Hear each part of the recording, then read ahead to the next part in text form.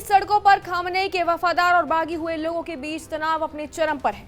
Police, सेना और सुरक्षा बलों की गोली से अब तक 3000 लोगों की मौत हो चुकी है, तो वहीं 20,000 से ज्यादा लोग कैद कर लिए गए हैं। हालात बेहद तनावपूर्ण नजर आ रहे हैं, जिसके बाद भारत समेत कई देशों ने ईरान से अपने नागरिकों को तुरंत ईरान छोड़ने के आदेश दे दिए हैं। आपको बता दें कि ईरान और उसके आसपास बनते हालातों को देखकर भारत के विदेश मंत्री एस जयशंकर और ईरान के विदेश मंत्री अब्बास ने फोन पे बातचीत की। दोनों नेताओं ने ईरान में तेजी से बदलती स्थिति और क्षेत्रीय हालात पर चर्चा की।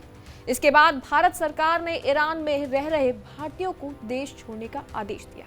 भारत सरकार ने अपने एडवाइजरी जारी कर दी है और उसमें कहा है कि मौजूदा हालातों को देखते हुए भारतीय नागरिक अगली सूचना तक इस्लामिक रिपब्लिक ऑफ ईरान की यात्रा से सख्ती से बचे।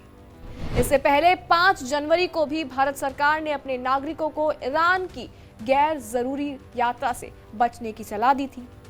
आपको बता दें कि विदेश मंत्रालय ने स्पष्ट किया है कि स्थिति पर लगातार नजर रखी जा रही है।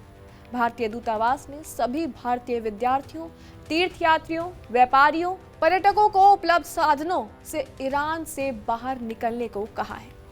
इटली ने भी सुरक्षा स्थिति को गंभीर बताते हुए ईरान में मौजूद अपने नागरिकों को देश तुरंत छोड़ने को आग्रह किया है।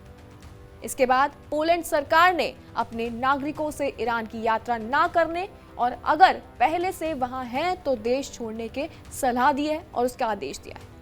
जर्मनी ने भी चेतावनी जारी कर दी है और ईरान में मनमानी गिरफ्तारी का जोखिम और नागरिकों से निकलने को कहा है। इसके अलावा आपको बता दें कि ब्रिटेन ने तो ईरान में अपने दूतावास तक बंद कर दिए हैं। लोगों को पहले ही देश छोड़ने को कहा गया है और इसी बीच अमेरिका ने भी अपने नागरिकों को ईरान से तुरंत निकलने की सलाह दी है और साथ ही ये भी कहा है कि वो ऐसी योजना बनाएं कि वो अपनी हिफाजत के लिए सरकारी मदद पर निर्भर न रहें। ये अमेरिका के काउंसलर मौजूदगी वहां ना होने के कारण ही बताए जा रहे हैं। अमेरिका ने तो अपने नागरिकों को यहाँ तक कह दिया है कि जो भी रास्ता और जो भी साधन मिले उससे अमेरिका तुरंत ईरान से निकल जाए।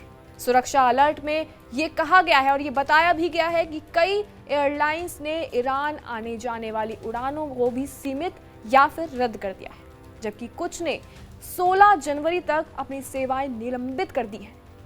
लगभग हर देश ने अपने नागरिकों को ईरान छोड़ने की सलाह दी है और इसकी वजह साफ है कि ईरान में कभी भी हालात बेकाबू हो सकते हैं। देश में पहले ही गृह युद्ध वाले हालात बन चुके हैं। सरकारी सेना और बागियों में तनाव बढ़ता जा रहा है। खाने पीने की चीजों से लेकर हर चीज पर कमी महसूस की जा रही है। इसके साथ ही लोगों को ये भरोसा है कि हो ना हो कुछ घंटों में अमेरिकी और इजरायली सेना ईरान पर हमला भी कर सकती है। ऐसा होने से देश में हालात और भी बिगड़ जाएंगे। और आपको बता दें कि पहले ही अमेरिका की सेना ने फारस की खाड़ी में अपने जंगी बेड़े को तैनात करने का मन बना लिया है।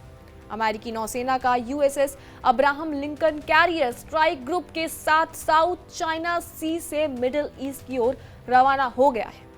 कतर में अमेरिकी बेस पर वायुसेना को हमले के लिए तैयार रहने को कहा गया है और यानी कि अमेरिका और ईरान के बीच युद्ध छिड़ना तय है।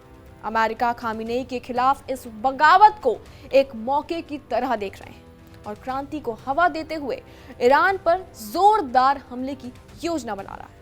यानी कि साफ है, अमेरिका का मकसद हर हाल में खामेनेई को सत्ता से बाहर करना है।